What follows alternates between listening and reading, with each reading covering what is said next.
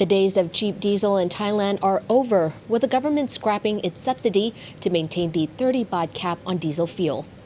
The government says that without the subsidy, the real diesel prices in Thailand would be around 40 baht a litre. The government is appealing for understanding over the decision as they scramble for an alternative solution to control rising fuel prices in Thailand after the end of April.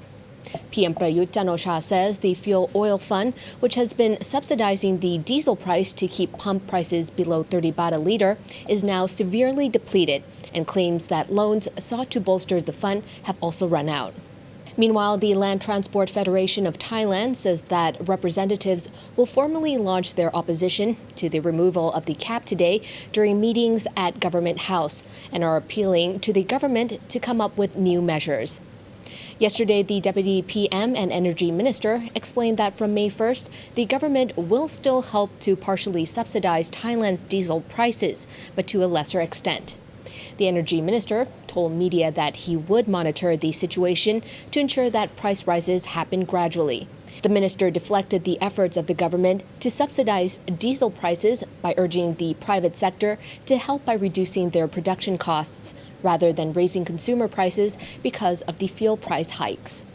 As of April 17th, the Office of the Fuel Fund reported that Thailand's fuel oil fund was nearly 50 billion baht in the red.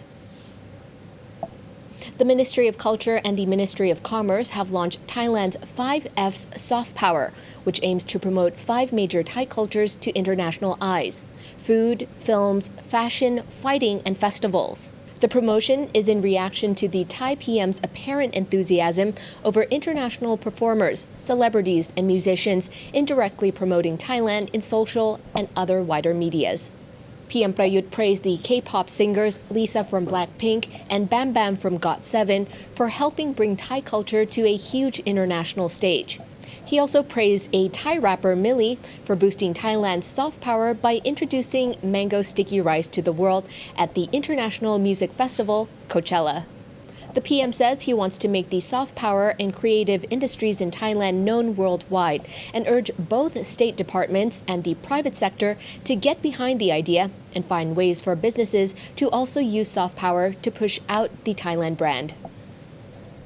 Rumours in Thailand saying that the humble gecko lizard can sell up to 1 million baht, depending on their size, might actually be true. Many Thai people have caught and sold geckos as a full-time job, but now the nation's gecko hunters and sellers have to be more cautious since the authorities is issuing a warning saying some geckos are on the Wildlife Preservation and Protection list. Those who are caught catching or selling them could end up facing jail time. On April 24th, 2 Thai women were arrested with possession of 320 geckos at a pier in Ubon Ratchathani. They were charged for smuggling the carcasses of preserved animals without permission and violating the Customs Act by exporting restricted items abroad without permission.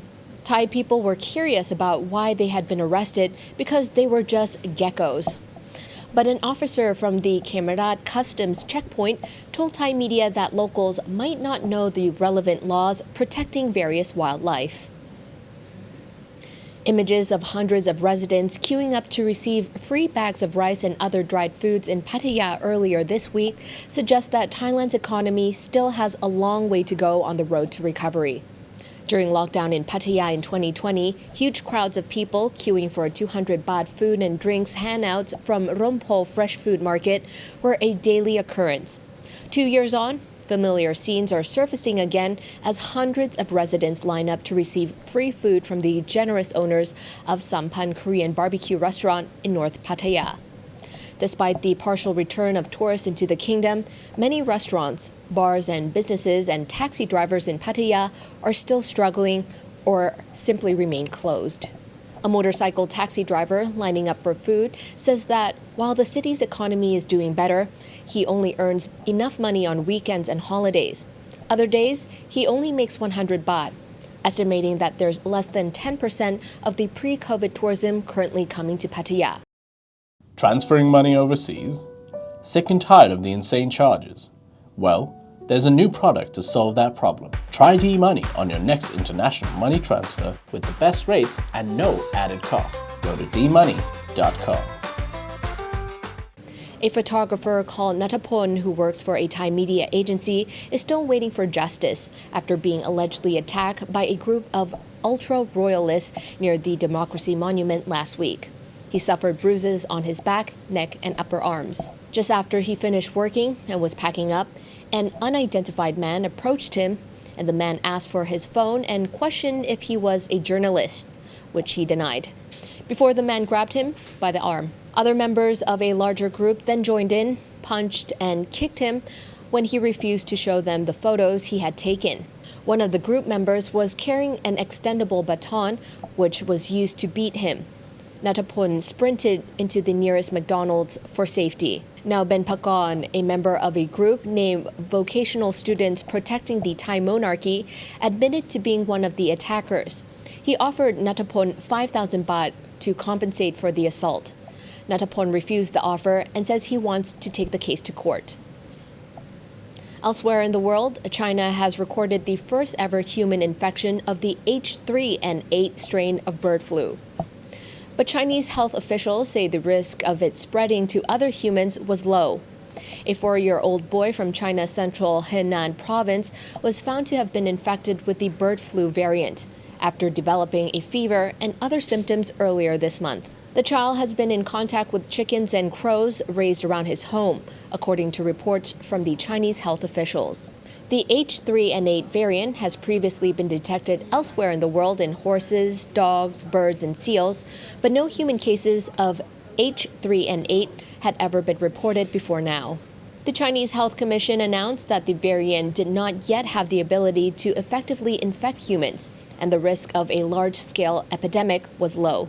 Meanwhile, larger sections of Beijing are now going into lockdown, despite the relatively small numbers of COVID Omicron infections, whilst officials are doubling down on the lockdowns in Shanghai.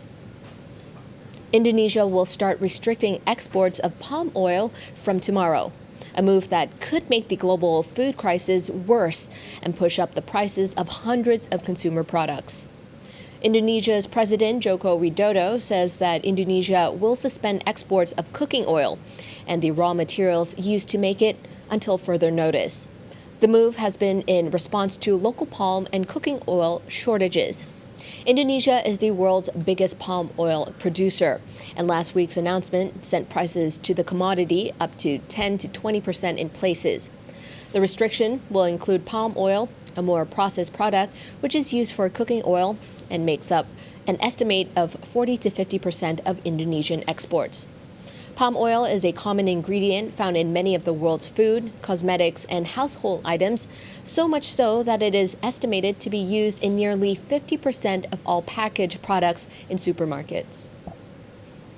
More than 5,000 former fighters battling Philippine government troops for Filipino Muslim autonomy in the southern islands are now set to join the country's police force as part of the government's efforts to sustain peace in one of Southeast Asia's most conflict-torn regions. The peace process in Bangsamoro, a region covering predominantly Muslim areas in Mindanao, has been underway for nearly a decade since the government struck a permanent ceasefire deal with the Moro Islamic Liberation Front after almost 40 years of conflict. As part of the peace process, the region's inhabitants voted for its greater autonomy in a referendum held in 2019. Now the national government are employing some former fighters as police in the region in an effort to stabilize the peace process.